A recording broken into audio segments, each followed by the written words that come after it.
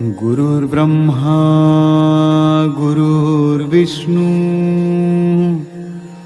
गुरुर्देवो महेश्वरः। श्री स्वामी समर्थ सेवा केंद्र टिटवाळा पश्चिम भव्य दिव्य असा गुरुपौर्णिमा उत्सव सोहळा पार पडला। या सोहळ्यामध्ये बरेच भाविक उपस्थित होते। बऱ्याच भाविकातील कुटुंबातील व्यक्तींनी स्वामींचे गुरुपद सुद्धा घेतले। कृपया सर्व सेवेकरांना विनंती आहे की आपण गुरुपौर्णिमेला गुरुपद घेतलं आणि ते महाराज माऊलींनी स्वीकारलं, पण कशासाठी? गुरुपद घेतलं आणि फक्त आपल्या कुटुंबावर गुरुकृपा होण्यासाठी। मग आपल्या गुरूंनीही जर फक्त आणि फक्त स्वतःच्याच कुटुंबाचा विचार केला असता तर आज आपल्याला हा सोनेरी मार्ग कळाला नसता।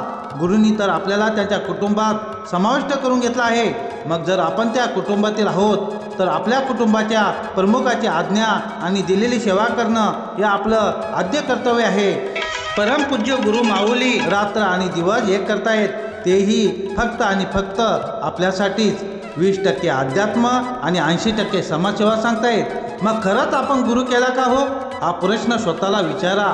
कृपया सर्व सेवेकरी बंधू भगिनींना विनंती आहे की आपण गुरुपौर्णिमापासून गुरूंना उष्णावह होईल अशी सेवा रुजू करावी।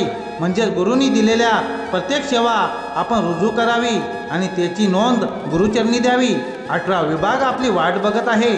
प्रत्येक केंद्रातील बंधू भगिनींनी आपल्या हव्या त्या विभागात काम करून त्या केंद्रात त्या विभागाची सेवा रुजू करावी। हेच करे गुरुपद असेल।